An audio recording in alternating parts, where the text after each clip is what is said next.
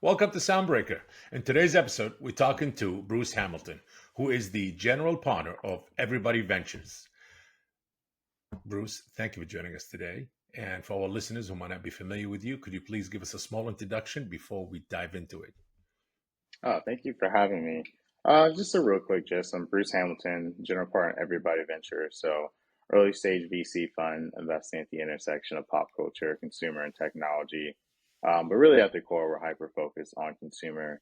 And I know we have a very unique thesis for a VC fund, but we chose pop culture because we believe pop culture is more than just sports entertainment. It's anything that just connects people on a common level. So, how we talk, how we dress, how we communicate, how we travel, like all of those things is what connects us together. So we really wanted to invest in a more connected world. Amazing.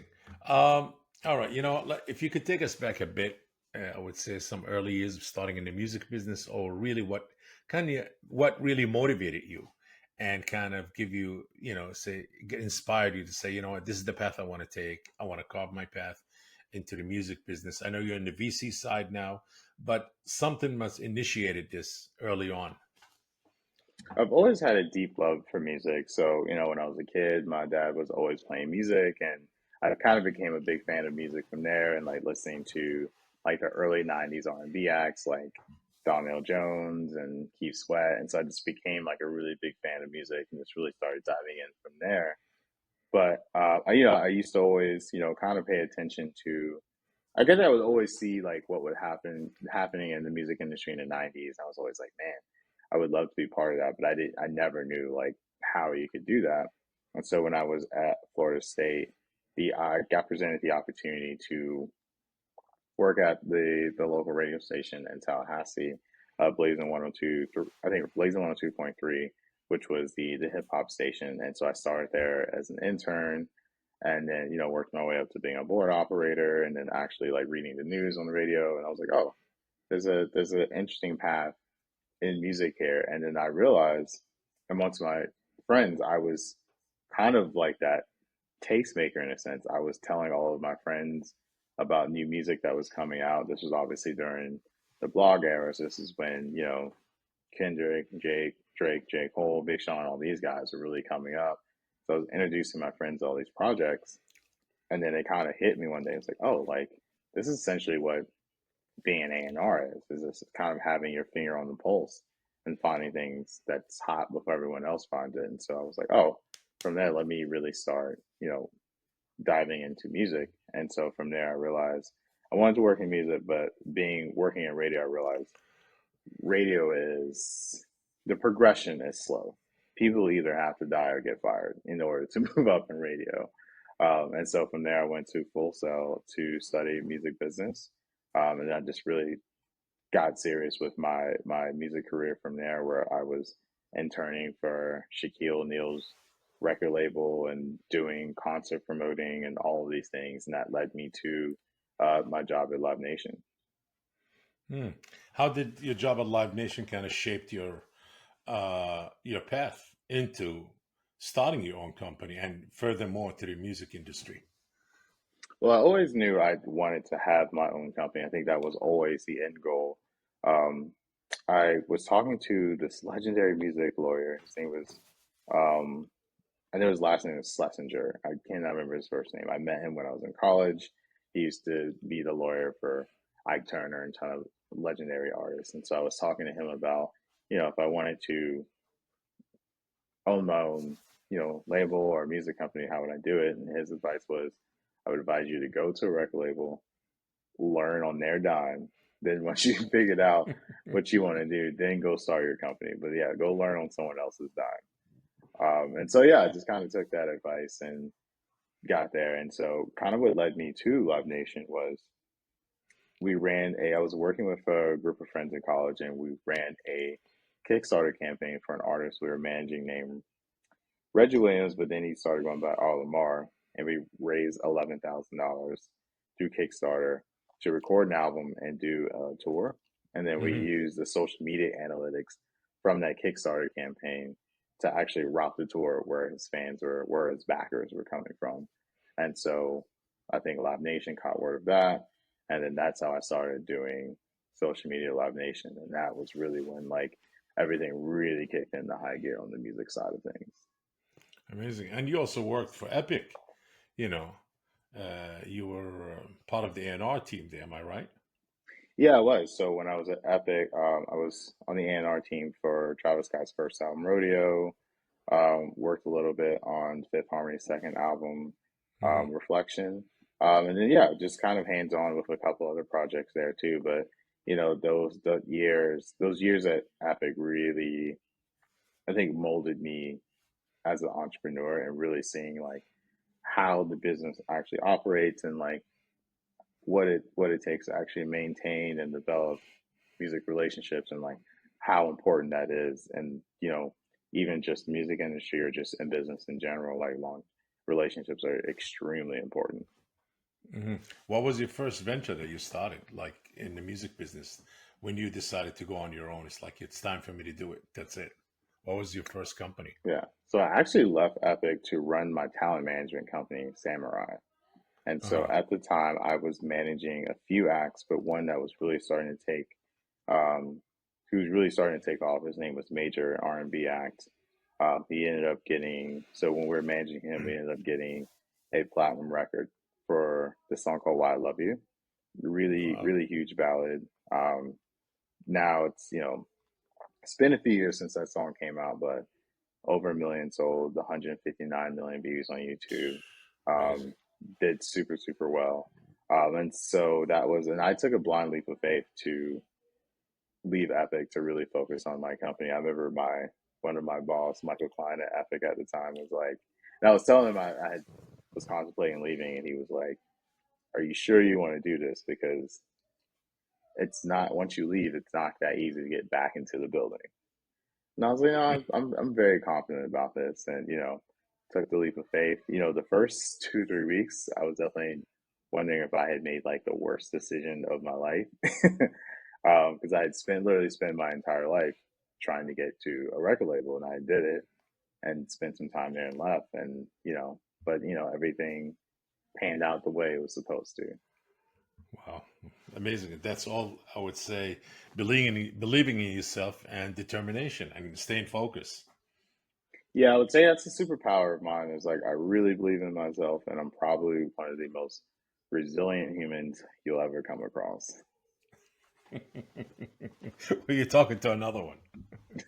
Not to tap myself in the back. No, but I admire people like yourself because been in the music business for, I would say, a long time, and any business, I think any business, you're gonna come across obstacle. But I see, the entrepreneurship, it kind of, it's in your blood already from the beginning when you started to carve your path into this business, and it's not easy, but you were always focused on doing your own thing, and it took a while, but yes, experience was very important. You did have the experience, you learned it, you earned the connection, and that's important. You need network or connections, same thing, and experience in the music business. You do need both. They work hand in hand. You need the knowledge and know-how and the connections, because those connections come in handy all the time in the music. This is one of the businesses that it's all about connection and experience, but connection works a big part of it. Yeah, definitely So, all about connections. And, you know, one of the things I learned was the music industry is very much of like a what have you done for me lately business.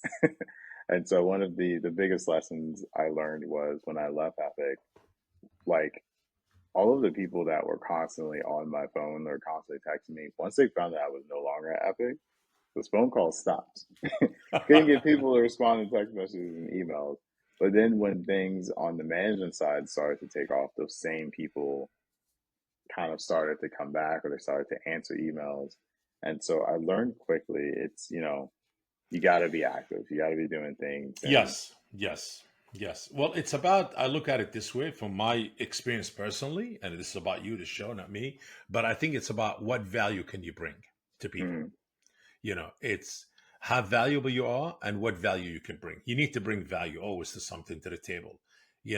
Once you speak, like you're bringing value. You're not just talking just air. You bring in value, and what type of value you're bringing in. Let's talk about your latest venture that's really been skyrocketing. What was the idea behind it? How did it started? Like, what made you to get involved in that side of the music business, obviously, say this is what I want to do, and well, what's the how should I say, what's the mission behind it and the goals? What are you looking to accomplish and bring in to help others?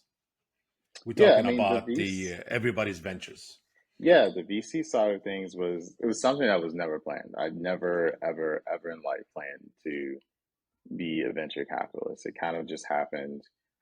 So when I left music in like 2017, 2016, 2017, I founded two tech companies, both non-music related, and then I ended up selling my second company.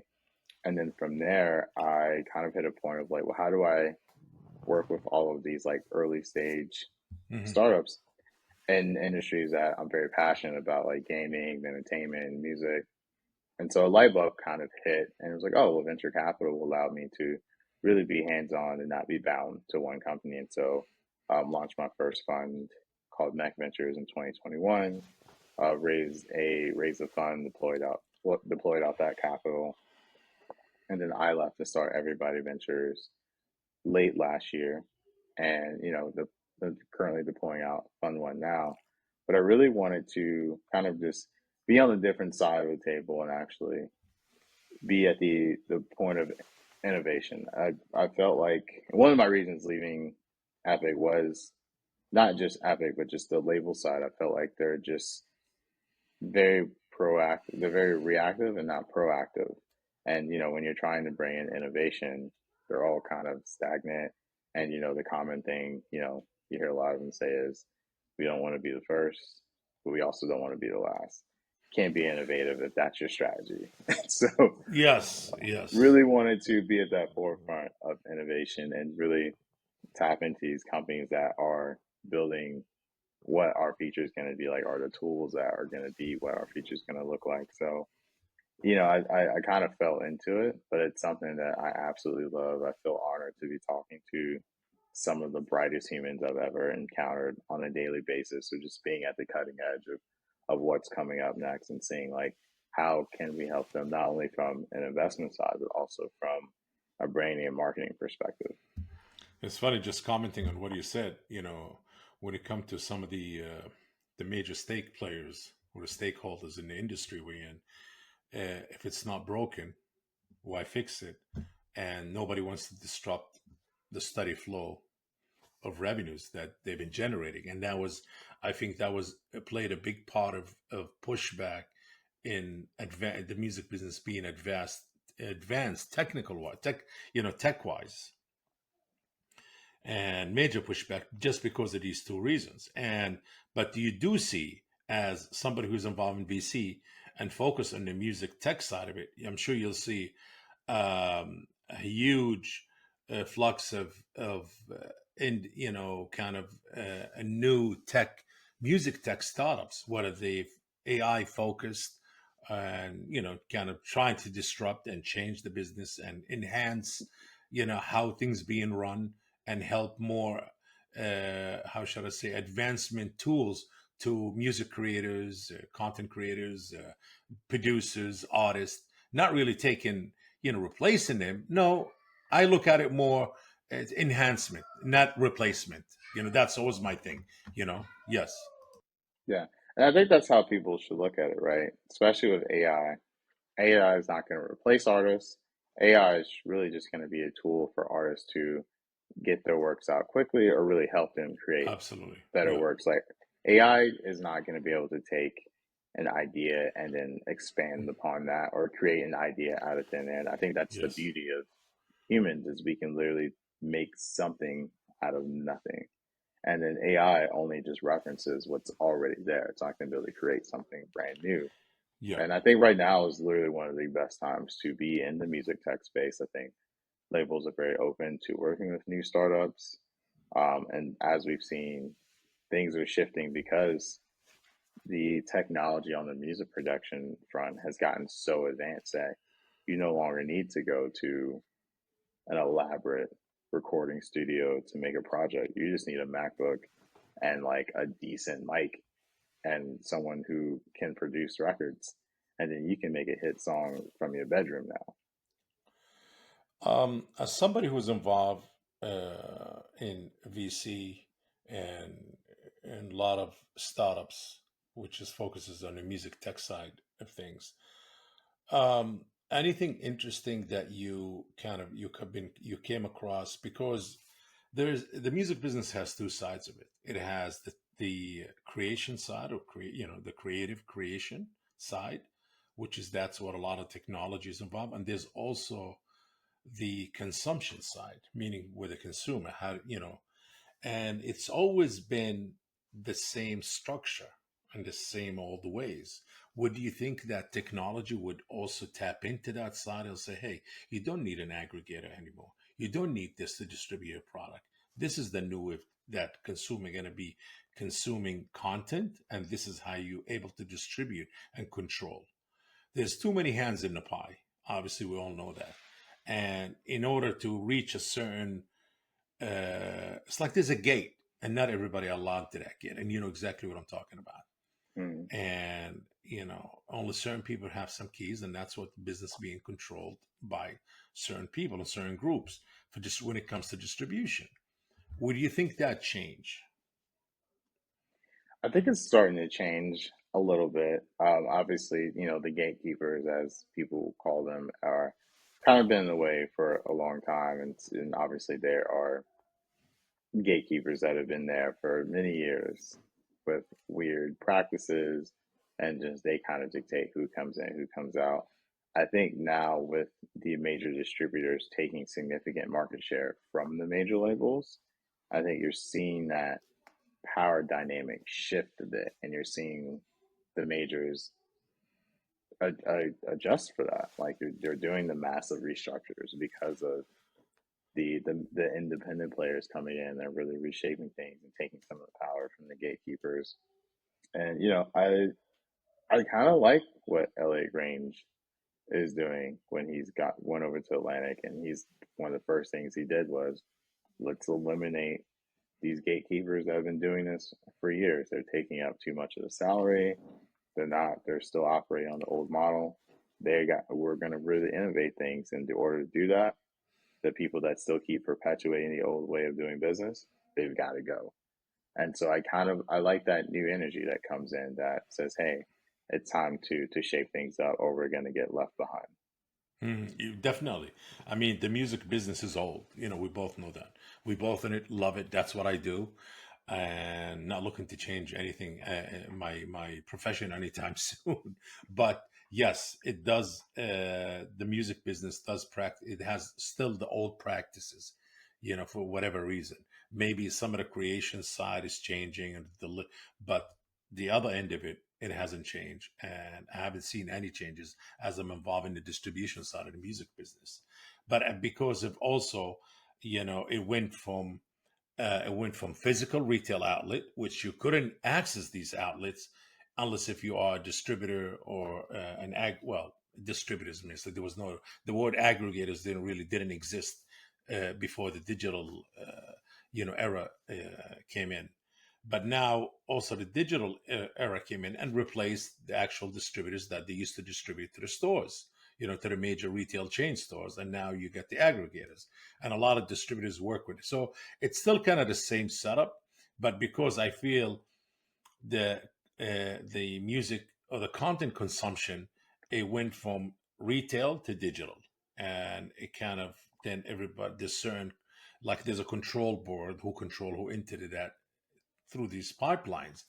But I feel if we come across a new way of music consumption, because nothing lasts forever, we all know that, and I don't know what's your take on that. Again, being on the tech side of things, you come across a lot of young entrepreneurs with great tech ideas and innovations. And are they too early? Are they 5 years ahead of their time, 10 years ahead of their time? I don't know if you come across such startups, but please share with us. I'm very intrigued because you are what do you do? It's very interesting because you do get to see certain things that might intrigue you, might not, but some of it could be the future. Yeah, definitely. I mean, it's a very nuanced answer, right? Because streaming, music streaming is probably the most consumer friendly product on the planet. For a consumer, they can spend what was it, 14, $15 now? And you spend 14, $50 a month and you have access to essentially the world's collection of music at the palm of your hand. I can't think of a product that's friendlier than that. And so now consumers have that mindset that music only costs 14, $15 a month. I don't know how you're Unlimited going to and be unlimited. Yes, unlimited. So yes, you're not going to be able to shift them from that. So I don't really know where it can possibly, on the consumer side, I don't know where it yes, can evolve to. Now you're always going to have the super fans that will want to have the physical and they'll want to have the deeper experiences. And so what I've been seeing a lot of are companies now just trying to tap into that super fan. And so labels, I've talked to a few labels and they're all like, we're looking to partner with super fan platforms. We're looking for a super fan platform. I think I read that Warner is building their own super fan platform internally. I'm very yeah, interested to see where that goes. But I think the key with these super fan platforms, right? Because as you know, many have tried, many have failed. As we yes, both have seen, there have been so many that have entered the market, couldn't gain traction, and they've failed. And so I think they need to address a few things. One is I don't think a superfan platform needs to require a consumer to then use another app, right? So if you're already, if like as a consumer, you're already on Instagram, you're on Twitter, you're on TikTok, and you're getting essentially the access to the artist there, right? You're seeing behind the scenes stuff, you're getting up to date tour dates from them, all this extra stuff. To then add another app to that mix, what content are they going to be able to put on that app that they already can't get on the existing platforms? But correct, even on the management side, right? So you're now asking the consumer to download another app. They're not thinking about, you're now asking the artists, the labels, their teams to then manage a whole other platform full of content. And so you got to make it worth it for all sides. But I think there's a way to do it where you can provide a deeper engagement without having to download or go into a totally separate platform. Hmm. Um, being on the VC side, what is the if you could share with us any of the latest ventures or startups that you working with or came across that kind of gave you like wow, gave you the wow factor, like okay, this is could be the next so and so. If you could share with us on Yeah, like Soundbreaker. Unheard is something that I'm super excited about. They're doing marketing, kind of like AI powered marketing for artists. Yes, I think their tech is really incredible, and I think even what they're doing in the future is going to be really great. So, just I've been having really great conversations with them. I think they're going to be doing something spectacular yes, going forward. That's one that for sure I'm like they get it, they understand the yes, vision, they know what artists need to help promote music. Because me and yes, you know, at the end of the day, right? The music industry is really all about marketing. correct. You could take a trash song with the right marketing and make it a hit record. It just takes a Yes, little bit more work if it's not good. But if I it's mean a it's good funny song, the marketing yes, gets easier. But you could it's if it's really good marketing, you could take a trash song all the way to the top spot. it's funny you mentioned Unheard. I had him on the show earlier this year because I'm a big fan of new music tech startups. And early this year, yeah, I had him early this year, really early, and great. I love the idea and I love what they're doing. And they were kind of growing, but then after we did the interview, and I would say a month later, the company, I mean, their platform, their startups just blown up really big. And I love what they're doing. Yes, absolutely. They have contracts with a lot of companies. I think they already signed with a lot of DIY platforms. Also, I think they are integrated in. So yes, a lot of great ideas.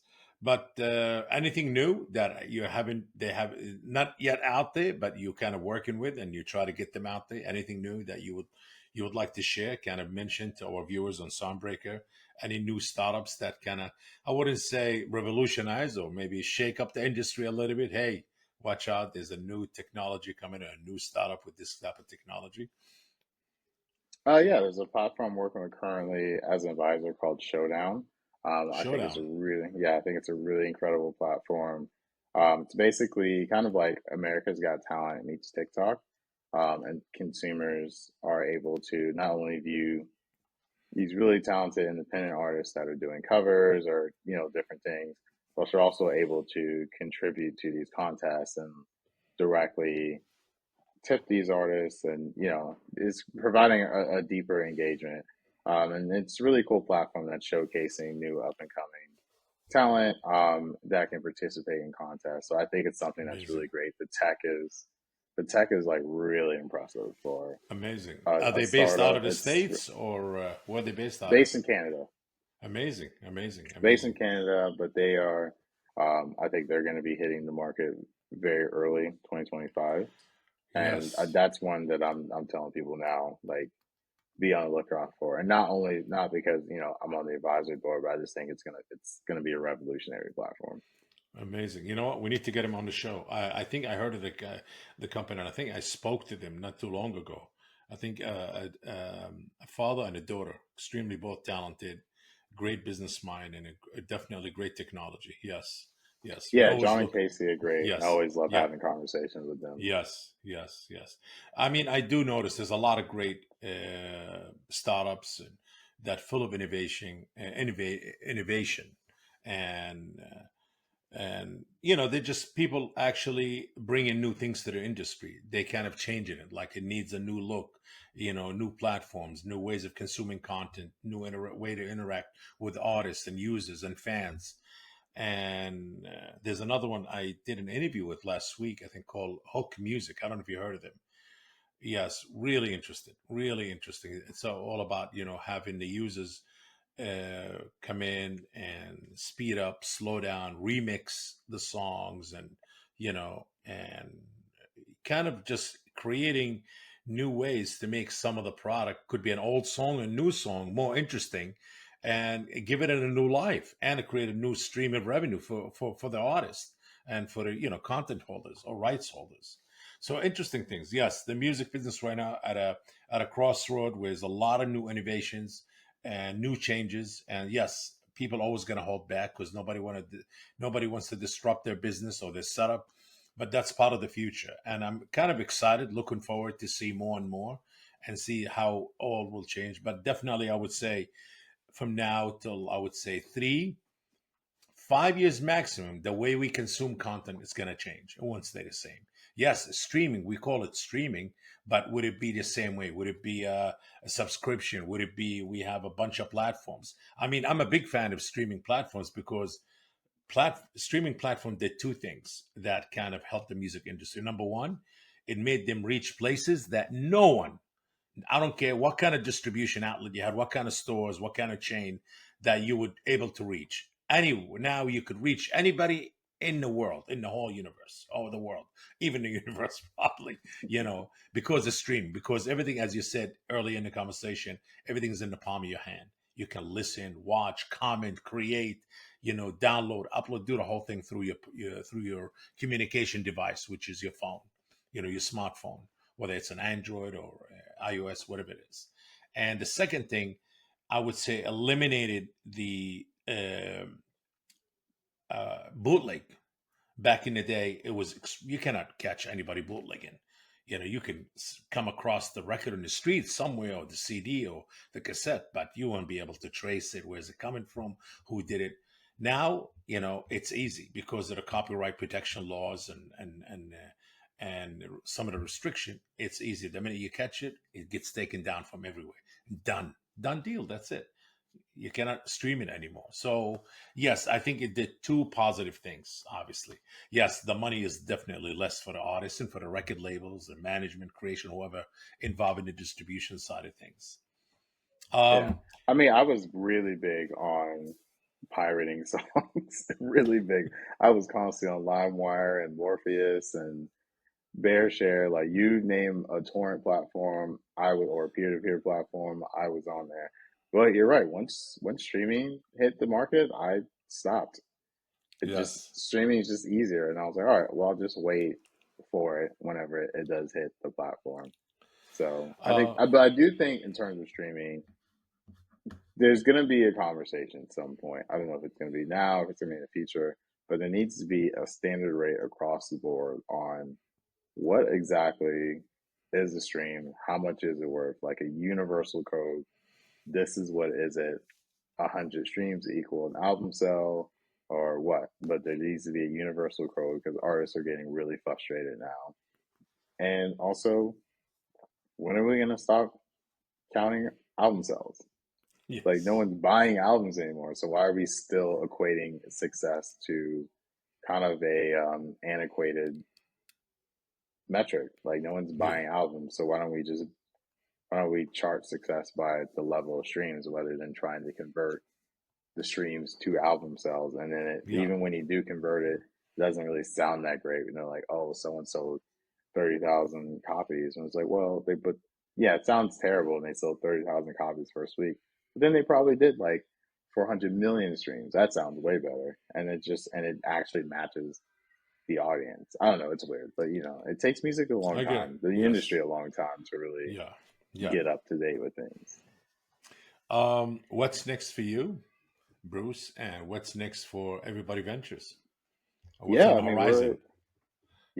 we're fully expanding out kind of our portfolio of companies. So we have Everybody Ventures, the VC funds. We have Everybody Ideas, the creative agency.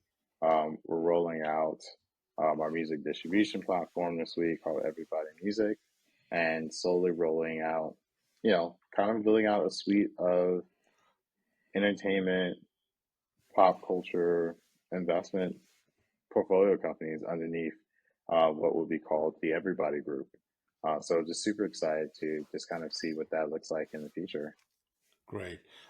Looking back in your journey, and I'm sure as an entrepreneur, uh, you learned a lot, made mistakes, rise up again, and carried forward and carried on, going forward, and that's what kept you going. And look where you are now. What advice you would give other entrepreneurs who want to carve their path into the music business, and whether they want to take the same path you did or a different one, but you know, what advice you would give them, despite all the changes and some of the gatekeeping, and it is at a crossroad right now where nobody knows what the future going to be. How is it going to be? How the music business going to look 5 years from now, 10 years from now? Yeah. My piece of advice is don't be afraid to fail publicly. I think a lot of people don't even bother starting something because they're afraid to fail publicly in the criticism. But people really only remember the wins. So just start once as soon as you start something, you're ahead of 99% of everyone else. And if you fail, it's okay. You can always start from scratch and still win. Mm-hmm, mm-hmm, mm-hmm. Interesting. Good advice. Well, you heard it first from Bruce Hamilton at Soundbreaker. Well, Bruce, I want to thank you for joining us today. And this concludes our episode of Soundbreaker. Please make sure to follow us on socials and stay tuned for our next episode. Thanks again, Bruce. Thank you so much for having me. If you enjoyed today's episode, make sure to share the Soundbreaker podcast. And if you are joining us on YouTube, please like this video and subscribe to the channel. Until next time.